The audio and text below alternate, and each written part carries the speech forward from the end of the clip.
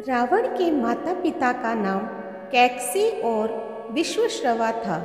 रावण 10 मुख या दशानन के नाम से भी जाना जाता था। हिंदू पौराणिक कथाओं के अनुसार रावण राक्षसों का राजा था, जिसके 10 सिर और 20 हाथ थे। रावण के 6 भाई और 2 बहनें थीं, जिनके नाम भगवान कुबेर, विभीषण, कुंभकर्ण, राजा कारा, राजा अहिरावण, कुंभिनी और शूर्पणखा थे। रामायण के अनुसार रावण ने भगवान राम के साथ लड़ाई कर अपना सब कुछ खो दिया था। यह लड़ाई इसलिए लड़ी गई थी क्योंकि रावण ने सीता का अपहरण कर लिया था। उनको वास्तुकला, शास्त्रों में ज्ञान और ज्योतिष की अच्छी तरह से जानकारी थी। इसलिए कहा जाता है कि उनके 10 सिर इसी कारण से थे। वे तंत्र शास्त्र और ज्योतिष पर किताब लिख चुके थे, जिसका नाम रावण संहिता है, जिसे ज्योतिष की सबसे बेहतरीन किताब माना जाता है। इस वजह से उनमें बहुत अधिक आत्मविश्वास और अहंकार आ गया था। इसी का परिणाम था कि भगवान राम ने उन्हें लड़ाई के दौरान मार डाला था। नंबर 1, क्या आप जानते हैं कि रावण को यह नाम शिव से मिला था? यह तब हुआ था जब रावण शिव को कैलाश से लंका में स्थानांतरित करना चाहते थे, जिसके लिए उसने पर्वत उठा लिया था। लेकिन शिव ने पर्वत पर अपना पैर रख दिया और अपनी एक पैर की अंगुली से रावण की अंगुली कुचल दी। रावण दर्द से दहाड़ा, लेकिन वो शिव की शक्ति को जानता था, इसलिए उसने शिव तांडव स्तोत्रम प्रदर्शन शुरू कर दिया। और ये कहा जाता है कि रावण ने अपने 10 में से एक सिर को वीणा की तुम्बी के रूप में, अपने हाथ को धरनी के रूप में और स्ट्रिंग के रूप में अपनी तंत्रिकाओं के उपयोग से एक वीणा को रूपांकित किया, जो रुद्र वीणा के नाम से जानी जाती है। इससे शिव प्रभावित हो गए और उसे रावण को, जो व्यक्ति जोर से दहाड़ता है, इसलिए रावण का नाम दिया। नंबर 2, यह आश्चर्यजनक बात है कि रावण ने राम के लिए एक यज्ञ का प्रदर्शन किया था, और जब वह मर रहा था तब उसने लक्ष्मण को बहुमूल्य ज्ञान प्रदान किया था। रामायण के अनुसार यह कहा जाता है कि राम की सेना को लंका जाने के लिए पुल का निर्माण करना था, जिसके लिए शिव का आशीर्वाद चाहिए था। इसके लिए उन्होंने यज्ञ की स्थापना की, और उस समय की सबसे बड़ी सच्चाई यह है कि रावण पूरी दुनिया में शिव का सबसे बड़ा भक्त था, और वह आधा ब्राह्मण भी था। इसलिए यज्ञ को स्थापित करने के लिए वह सबसे उचित व्यक्ति था। रावण ने यज्ञ का प्रदर्शन किया और राम को अपना आशीर्वाद दिया। इसके अलावा हम सब जानते हैं कि रावण अभी तक के सबसे विद्वान व्यक्ति रहे हैं। इसीलिए जब रावण मर रहा था तो राम ने लक्ष्मण को शासन कला और कूटनीति के महत्वपूर्ण सबक सीखने के लिए रावण के बगल में बैठने को कहा था। नंबर 3, पुष्पक विमान एक ऐसा जहाज है जिसे केवल कुछ ही लोग नियंत्रित कर सकते थे, और रावण ने अपने दम पर इसे नियंत्रित करना सीख लिया था। रावण के पास इस तरह के कई हवाई जहाज थे और उन्हें उतारने के लिए हवाई अड्डे भी थे। महियांगना में वैरागट टोटा और गुरुल पोथा, हॉटन मैदानों में थतुपोल कांदा, कुरुनेगाला में वारियापोल, कुछ ऐसी जगह है लंका में जिन्हें आज भी हवाई अड्डे के रूप में देखा जाता है, जिसे रावण ने उपयोग किया था। इसके अलावा रावण एक असाधारण वीणा वादक था, और ऐसा माना जाता है कि उसको संगीत में गहरी रुचि थी। नंबर 4, रावण एक असीम गति का आदमी था। उन्होंने किसी से भी तेज होने की तकनीक में महारत हासिल कर ली थी, और इसीलिए वह किसी की भी कैद के हर प्रयास से बच जाता था। वह इतना शक्तिशाली था कि वह ग्रहों की स्थिति को भी बदल सकता था। अपने बेटे मेघनाद के जन्म के दौरान रावण ने सभी ग्रहों को अपने बेटे के 11वें घर में रहने का निर्देश दिया था, परंतु शनि ग्रह ने ऐसा करने से इनकार कर दिया और वे 12वें घर में स्थापित रहे।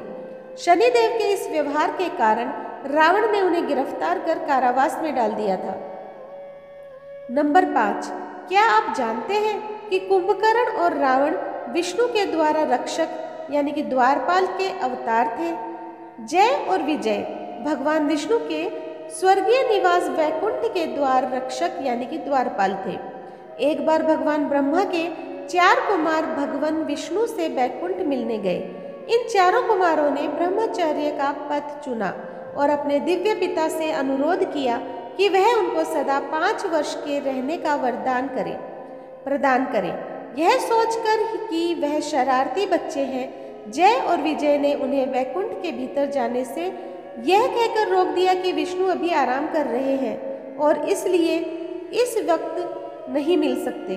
इससे नाराज कुमारों ने उनसे कहा कि विष्णु भगवान हमेशा अपने भक्तों के लिए उपलब्ध रहते हैं, चाहे वह किसी भी समय उन्हें बुलाए। फिर उन्होंने जय और विजय को श्राप दिया कि वह अपने भगवान से अलग हो जाएंगे।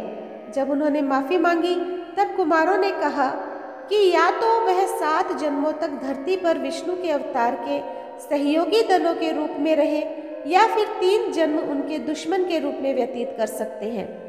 उन्होंने बाद वाला विकल्प चुना। उन 3 जन्मों में से एक जन्म में वह रावण और कुंभकर्ण के रूप में आए। नंबर 6, हम जानते हैं कि रावण ने सीता का अपहरण किया। अजीब और आश्चर्यजनक बात तो ये है कि रामायण जैन मूल पाठ के अनुसार रावण सीता का पिता था और जातिवाद के विरुद्ध भी था। दोनों राम और रावण जैनियों के भक्त थे। रावण जादुई शक्तियों का विद्याधर राजा था।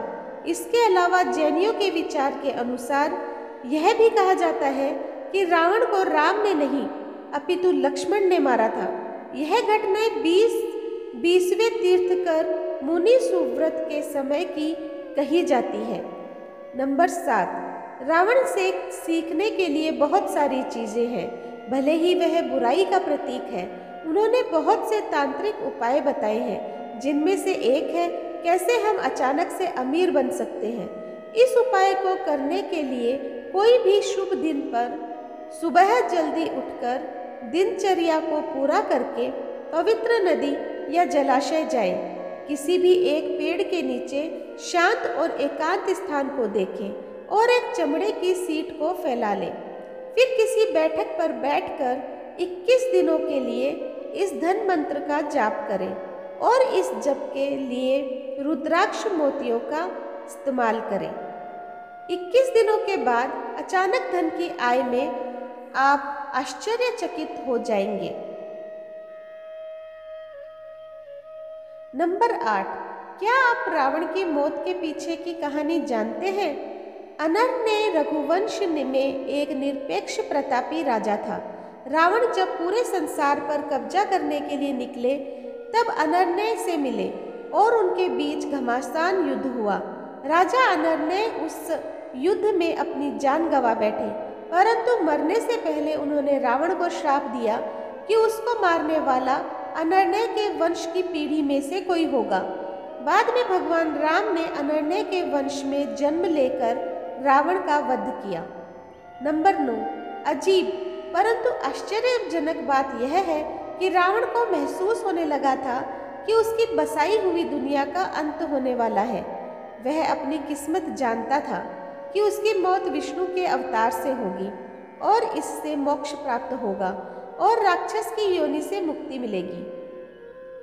नंबर 10, रावण के 10 सिरों के पीछे की कहानी जो कि बहुत ही अद्भुत है। रामायण के कुछ संस्करणों के अनुसार रावण के 10 सिर थे। रावण के 10 सिर थे ही नहीं, बल्कि ऐसा प्रतीत होता था जो रावण की माँ ने रावण को 9 मोतियों के हार के रूप में दिया था। इससे किसी भी देखने वाले को एक ऑप्टिकल भ्रम पैदा हो जाता था। और कुछ अन्य संस्करणों में यह कहा जाता है कि शिव को खुश करने के लिए रावण ने अपने सिर के टुकड़े कर दिए थे। इतनी भक्ति देखकर शिव ने हर एक टुकड़े को एक नए सिर में पिरो दिया।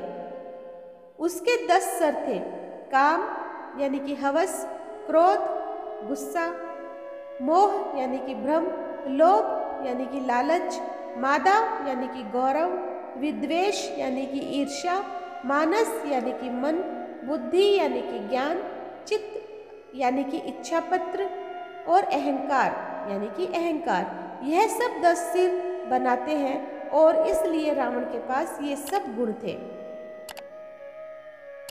तो दोस्तों, आज मैंने आप लोगों के सामने रावण से जुड़ी हुई कुछ 10 रोचक और अद्भुत बातें प्रस्तुत की है। आपको कैसी लगी मुझे कमेंट बॉक्स में ज़रूर बताइएगा। जो लोग मेरे चैनल पे नए आए हैं प्लीज़ सब्सक्राइब कर दीजिए, लाइक कीजिए, शेयर कीजिए अपने दोस्तों और परिवार में, और इसी तरह मेरा सहयोग करते रहें। धन्यवाद।